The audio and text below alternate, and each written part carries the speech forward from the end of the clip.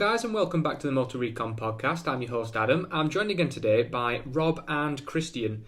You won't be able to see them because we're doing something a little bit different this week. So during the coronavirus, as you may have seen, oil prices have come to near record lows in a long time, as long as I can remember. And petrol at the pumps, in the UK at least, is coming down to as near as makes no difference, £1 a litre, which is unheard of in our memories from like the late 90s, early 2000s, the last time it's been this low. So we're having a discussion and thinking of what cars we would think would be the best to buy during these times, which might have stupidly big engines, but would make them a lot cheaper to run now that fuel is a reasonable price. So to kick us off, we're going to start with Rob, who is his first option you'll now see on the screen. I'll let him introduce it and let him talk about it for you. So go ahead, Rob. Obviously, it may be horrendously short-sighted, as I'm sure fuel prices will go back up in the future.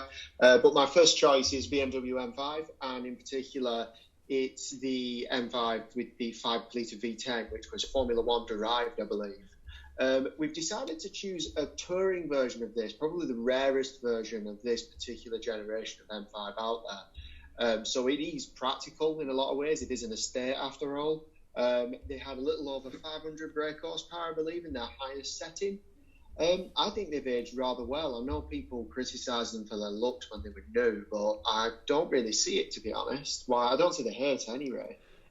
Well, as a personal preference, it's not my favourite 5 Series to look at, but this is my favourite M5. Just on the basis from this silly big V10. I also, like I say, I love the touring ones. So I'm glad you've picked the touring version. And this particular one does look immaculate condition. Yeah, it's interesting. Obviously, the gearbox in these was obviously quite clunky, given it was an older sort of paddle system from back in the day. And I know that the engine did have a few reliability sort of issues by all accounts. But, what isn't there to like? We're just looking at the stats here now. 0 to 60 in under 5 seconds, 507 brake horsepower, and a limited top speed of 155 mile an hour. Which you will never want to get anywhere any faster than that. Well, and if you do take the limiter off, this car would do over 200 miles an hour. It's a supercar, and you can bring your kids and a dog along. Yeah, I'm just thinking that. Can you imagine putting like a dog in the back of that and then drifting? Yeah, a lot of vomit. Wouldn't end well. I know a particular listener of the podcast is a huge fan of the M5, and particularly the touring one. So he'll be very happy to see that in. I'd say another interesting thing about this one, I think, is the interior, because again, a lot of people say that it hasn't held up particularly well. And I know that obviously the iDrive system does look ridiculously archaic compared to modern standards, but I don't think it looks so bad in there. I do prefer integrated screens rather than the modern thing of it being stuck on, but it is quite small, and obviously it is showing its age now. It's obviously archaic, but I mean, I don't think there's anything particularly wrong with it. No, you could live with it for sure. Yeah, definitely. That's a good first option. And I should just mention, actually, to the guys listening, we did try and do these. All these cars are under £25,000. That was the limit we set ourselves. To try and find some silly cars. So I'm going to go into my option now, my first option, which is one of my favourite of these type of cars. It's the Jaguar XJR, in particular 5-litre V8 XJR. Now, for me, this is one of the best looking cars in this segment. I much prefer it than the 7 Series, the Audi A8 and the Volkswagen Phaeton and the likes. I much prefer this. This particular example is in a lovely, lovely silver colour with a nice red and black interior, which I do think adds to the menacingness of this car. Oh, it's a proper villain's car, without question. And it's got the Meridian sound system, it's got a decent screen, it even looks like it has a bit of a digital dash going on there, which I suppose it is 2014. Yeah, I noticed that. As I'd say, for 2014, that's rather ahead of its time. Yeah, quite. I mean, the sat-nav looks dated, but what are you going to do? Reverse parking, cameras, sensors, even as a TV, look, you can watch whatever the heck that program is in your car as you're driving. Probably not the best system in the world in terms of infotainment, but definitely livable. Heated and cooled seats, everything you could possibly need. So a few of the stats about this car, we'll get those up on screen for you now. So 0 to 60 in 4.5 seconds, so slightly quicker than the M5 there, which I am surprised at. I would expect that, considering how much newer it is, though, to be fair. Smaller engine, though.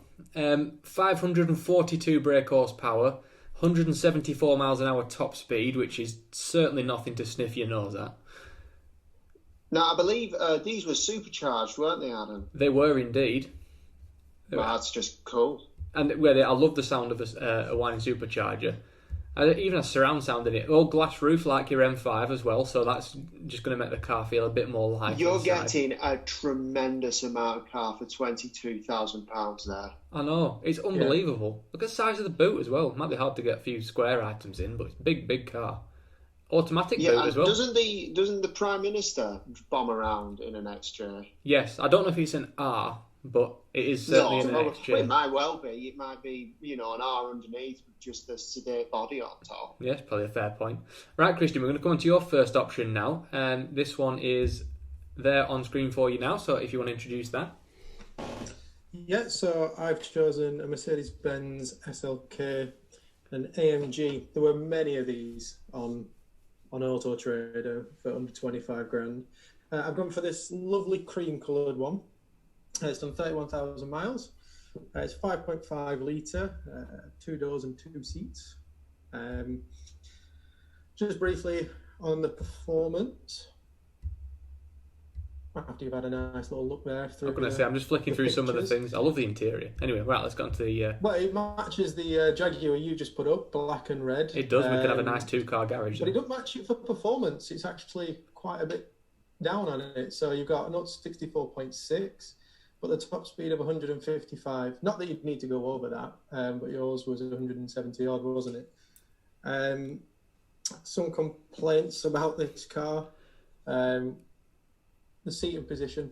It's a bit low down, so you've got a lot of corners to hit and bollards, I believe. The roof as well occupies too much space in the boot, so unlike your Jag there, there's no space at all in there, so you can't fit your if you're a villain bodies in there, or golf clubs if you're not. I think you might. I think you might have to stick with golf clubs. Yeah, I do like this. It's not my favourite generation of SLK, but I do very, very much like the SLKs. They're always a childhood favourite of mine, particularly the 55 AMG ones. They do sound extremely meaty. I'm not sure how good these were in the corners, though. I'm not particularly sure they would. But they weren't really designed for handling, were they, as such? Not really. These are more of sort of your GT convertible type car. This is meant for going down the Autobahn at 155 miles an hour, comfortably.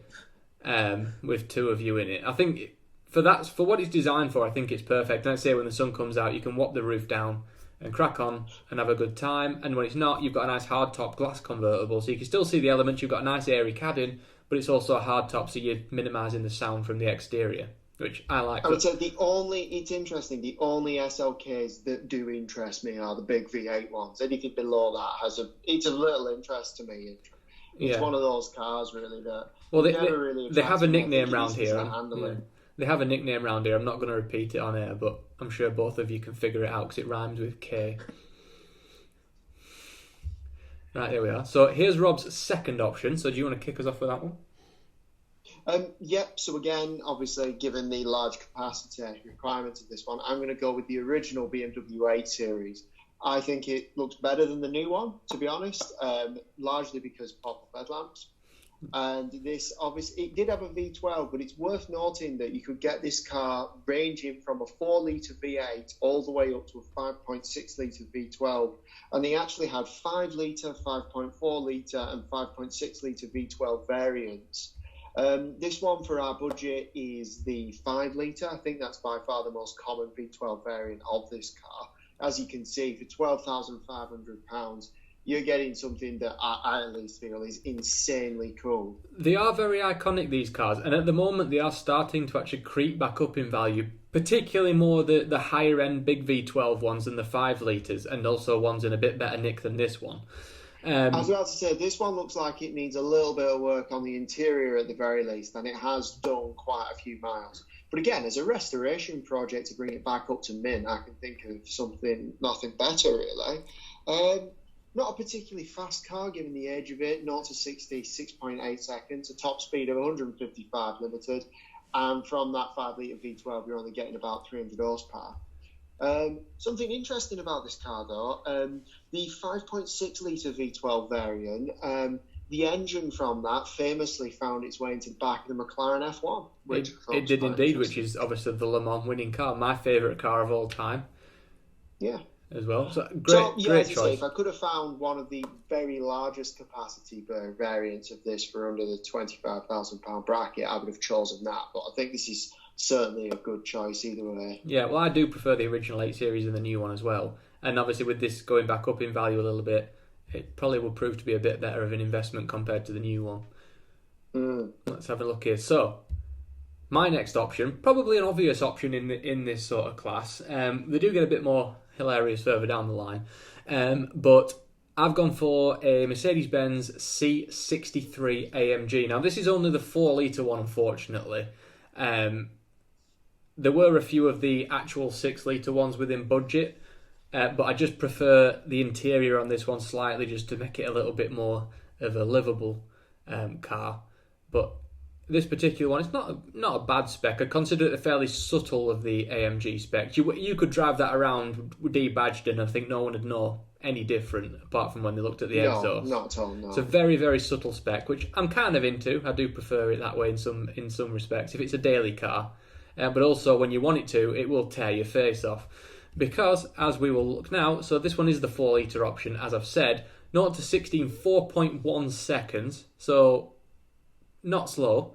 155 miles an hour top speed, but again, you can delimit that if you want, and I think it was, again, closer to the 170, 180 miles an hour more, numbers. 469 brake horsepower from this one. And these things, I know from a gentleman at work who had one, they drift everywhere. Slightest bit of wet on the road, you're skidding out of every junction whether you floor it or not, which just adds to the fun, adds to the scariness, and say that the MPG on these is actually quite appalling. I think we'll show on here. Yeah, so this is average, so 42.2 miles per gallon, sort of extra urban, which you're never, ever, ever, ever going to see. I even think 26 is ambitious. Because the gentleman at work who had one, he averaged 12 miles to the gallon. So, as you say, isn't that the same 4-litre V8, the turbocharged one that you find in the Mercedes AMG GT as well, isn't it? It's a similar variant. I think they've done a lot more work on that one for obvious reasons, but it's the same sort of block and bit. Yeah, same core design. Yeah. So right, we've got Christian's second option here, which I'll let him introduce for you. Yeah, so I've chosen a VXR8, by Vauxhall, which is probably one of the biggest surprise on here, being a Vauxhall. It's a 6-litre. This particular model is supercharged, 644 brake horsepower. Not many, so then. If you actually have a look... You are, sorry? Not many, then. No, not many. But if you look at the performance, it doesn't actually have the correct ones on there. No, they are incorrect for this particular car. Yeah, and that's for the base VXR8, whereas this is the HSV, and then also he's had a supercharger kit put on it. Yeah, I love the style of it. It's very Australian, and it's in mint condition. The owner of this current one uses it as a daily, so it must be comfortable, and he must have a smile on his face. We've seen one of these down in London, not doing burnouts on Not So Lone Street. Yeah, there's definitely not going to be a video on screen of that happening right now. No. So yeah, there's a little place in my heart. The only way I could have this a bit better is if it was one of the Utes with a flatbed on it. Yeah, no, there's one of these very close to my house. It actually is a red one as well. The sound is unbelievable. I'm pretty sure he does not have a stock exhaust on it, judging by just how loud it is. I'd also border on the line of illegal. But I absolutely love these cars. It's a car that, again, a close friend of ours has been out on tracking, not driving as a passenger, thought they were just going for a sighting lap, and the gentleman just decided to drift it for the entire thing. He didn't actually go straight, even on the straight, which I do appreciate him doing that, which is good. Very good looking. Yeah, I would say my favourite variant of sort of these is probably the Monaro for me. Obviously, the coupe version. They come over badged as Vauxhalls for us, but the Holdens, aren't they, at heart? Yeah, and I think in America, Yes. I think in America the Pontiacs or Saturns or something. Yeah. The main No, I problem love with these to bits, though. The main problem is the interior. Just look at that. A massive badge in your face on the steering wheel. Looks like a bus wheel. And I actually think it would also be worthwhile importing a Holden and just to keep the badge so you don't have to have a Vauxhall badge on there. Not that there's anything wrong with Vauxhalls, but... Has this guy actually changed his badges over to Holden? No, on the exterior it was definitely Vauxhall. Yeah. Let me get it bigger so I can see. No, it's a Vauxhall. Have a look at the steering. Yeah, let's have a look at the steering wheel. I don't know what that is. That's not a standard Vauxhall badge, but it is on the exterior. I don't blame him either way but yeah, I think you're right. The interior is probably the worst part. But that being said, if you're the sort of chap who's after this, I don't think the interior is going to bother you that much. You know, you won't care if it was full of coal. I do think it might. I think it was actually the Monaro, not this one. I think it was Jeremy Clarkson in 6th gear. He set off in 6th gear and got from 0 all up to 160 miles an hour in 1 gear. But the engine is that torquey, it will set off in top gear. Oh, yeah, no, they're brilliant. Absolutely. As you said, brings a touch of Australian V8 supercars to the UK, doesn't it? Yeah, I thought you were going to say a touch of Australian class then, but I don't think anyone's ever said that, ever. No offence. Right, so we're just going to go straight on to Rob's third option now, which I think some of you will very much like. Yeah, again, we have had this on the channel before, but it's the Bentley Continental GT, the first edition of it, obviously, from about 2006. This is the 6-litre W12. I'm not entirely sure how much power it makes, but let's be honest, it's more than enough. The car isn't it's a grand tourer, isn't it? It's a full GT through and through. As far as I was aware, as far as I was aware, these could touch near enough 200 miles an hour, yeah. Exactly, ballistic missile, that's what it is. And as you say, what's more opulent than a 6-litre W12 if you're looking at taking advantage of low fuel prices? I know, that's true. I think, well, the only problem is a Bugatti Veyron was a little bit out of budget. Yeah, exactly, yeah. Whereas this is obviously for £25,000. It looks like a decent one. It looks like they've got a set of newer wheels on them. They are standard Bentley wheels, but I think they are newer than the car. Yeah. The interior, well, it looks very 2006, doesn't it? Yeah, well, it's not the worst place. The leather's not aged well. No, I think the centre console's not aged brilliantly either. It suffers from the same issues that our Fiestas have, which is buttons galore. Yeah, it was just very much the in thing back then, wasn't it? Unfortunately. Well, I think there just wasn't any other options, was there? I don't think touchscreens had come along that far. No, Interestingly, the M5 we showcased first didn't have that sort of problem because they had the iDrive system with the wheel even back down, and that seemed to clear up the dashboard nicely. Well, this has a touchscreen, but there's still a lot of buttons elsewhere. Yeah, but that's straight out of Volkswagen. The system back here was far more stylish than a clunky touchscreen with lots of separate buttons. No, yeah. Even still, though, it looks great from the outside, and yeah, it's a brilliant ballistic missile. For 25 grand, you're getting a 200 mile an hour car, which you're not really going to grumble, are you? Right, okay, so this is my silly option, I would say so, in this. I've always liked them since I was a kid. I know they're horrendous in every single way, but I've gone for a Hummer H2. Now, the particular one I've gone for, I mean, look at it, it's ridiculous. It's got a lift kit on it, it's got a big roof rack on with, strip lighting on it and all that kind of stuff. However, there's always been something about this car which I just think is cool. Not the people driving it, they're obviously not, but the car itself. Just look at the size of that thing. You could literally tow the factory that was built in with that. In fact, actually, let's have a look at it. So it's only got a epoxy 6-litre engine, which it was a screw supercharged V8 as well, if I remember correctly. Doesn't even have any stats about it, so it's probably irrelevant. But you're not buying this car for speed or power. Did these have 2 fuel tanks? They did. The H1 did as well. I think they did carry it over to the H2 because the H1 was the military one they converted, and then the H2 was designed from the ground up to be a road car. Look at this. Like I said, there isn't anything I can think of which is more inappropriate for UK roads. No, there actually isn't anything. Look at all the switch gear as well. Look at that. Look at this here on the left. Yeah, it's very dated. Basic, isn't it? Yeah. I think that's Jesus Christ. Yeah, it's basic as hell. Yeah. Reverse camera, though. Although, Quite good quality, that. I'm 99% sure that's not a standard feature. I think that might be an aftermarket kit, and I don't blame them either. I'm very sure that's aftermarket, yeah. Yeah. Jesus. But anyway, a great car for mine. I've always liked Hummers, just the way they look and just how stupid they are. I kind of respect them for that. And if you want something to use a lot of fuel, this is your option. Because I think it was again Clarkson. It was Jeremy Clarkson again, actually, on Top Gun, an early episode. I think they were doing 2.9 or 3 miles to the gallon. If you're really gonna burn that last gallon, I think this is your option. Is that a cable tie around the wing mirror? Probably. Okay. I mean, if you're gonna fix it, why do it properly? Have you seen them with tracks on?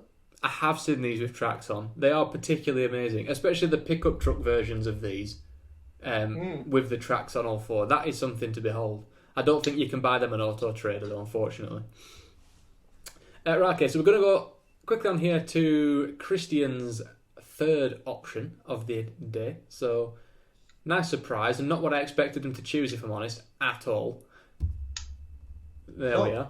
My third one is a G-Wagon, but a 1985. Just look at that, in beige. Beautiful beige. This car was designed and coloured in by Rob.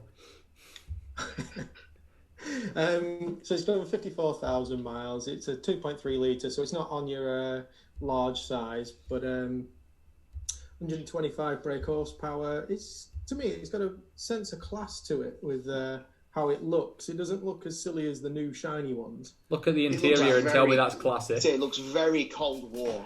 Yeah. I know. I meant on the outside. Don't look in the interior. I've got a theme going here. It's very tartan. Not even tartan, never mind. Carry on, I like it. Looks like actually, I do agree with you though, Christian. I think there's a charm to it, isn't there? Yeah. The basicness of it. And he does look incredible. He's in good nick, really, hey, considering the age. 4 on the floor, look. So, because we were doing it about fuel economy, this one on urban does 14.5 miles to the gallon. Yeah, I was going to say, wow. I think we did say this before we started this. This isn't uneconomical because it has a massive, huge engine. It's uneconomical because it's from 1985 and they hadn't heard of economy then.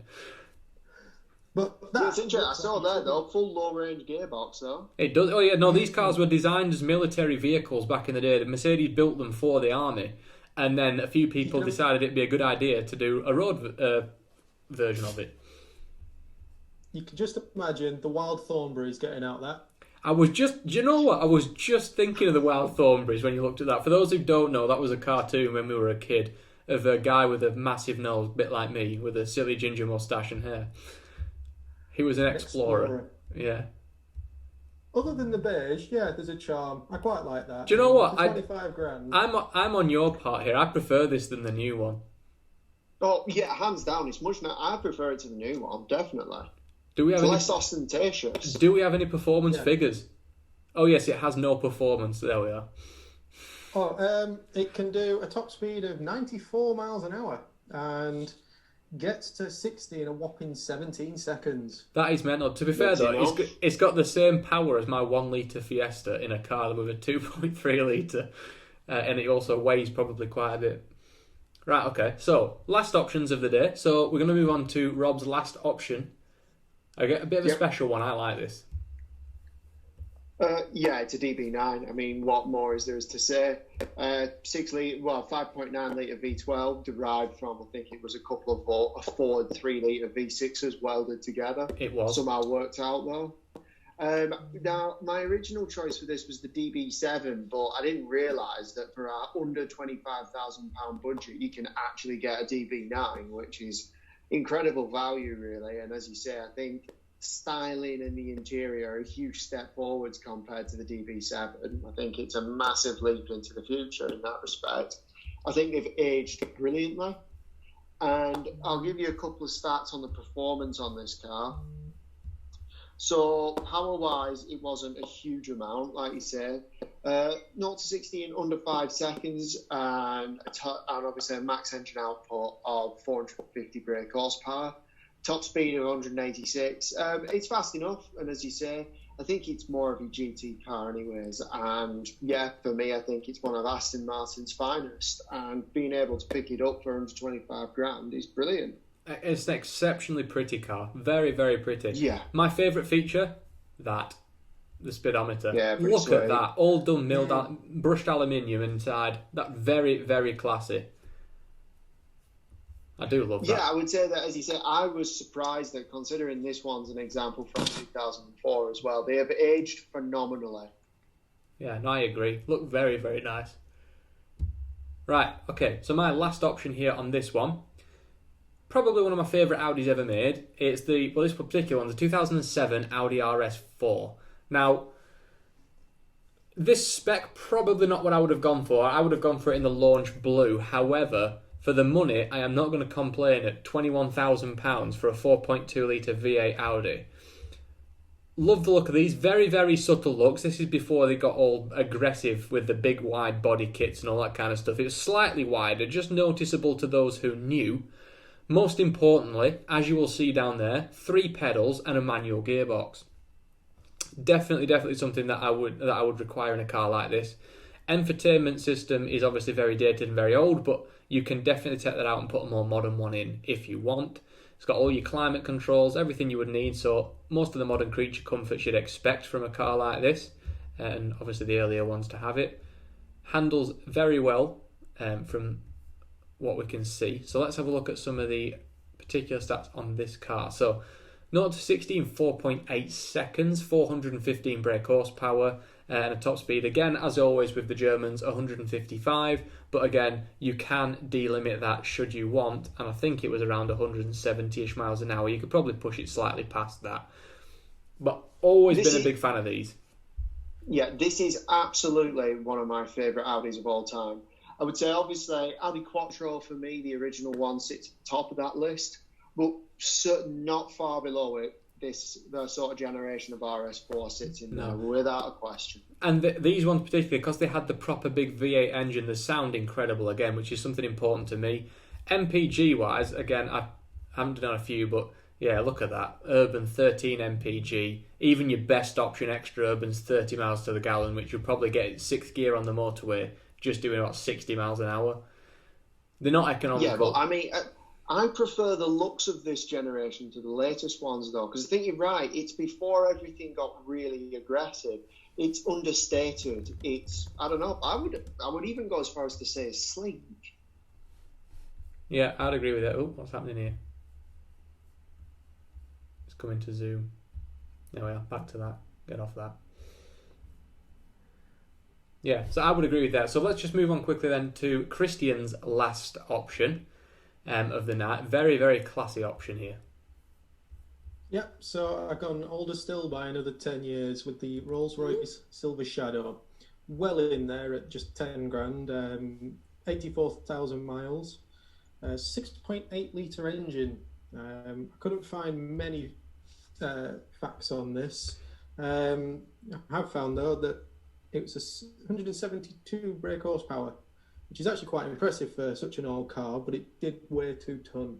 Yeah, I'm going to say, back then, Rolls-Royce really did not do 0 to 60 stats. It's just something that they never did. I think the only reason they've done them afterwards now is because other people have done it. So they don't have it on here. Yeah. It's even got 0 horsepower, or this particular model might have 0 horsepower, according to the Auto Trader advert. If you are buying that for a 0 to 60 time, or any form of sports handling, you're completely in the wrong field. So truth is, the ride will be sublime and you'll get to where you want to go as smooth as you like. Well, that's what it's for. That's its job. It is. Now, well renowned for not being that reliable, but I suppose if you are paying 10 grand for your Rolls Royce, you could actually get some of these for up to 20,000 odd pounds. Now, I strongly suspect that they would have been in a much, what I would consider, better condition, just looking at the seats on this one.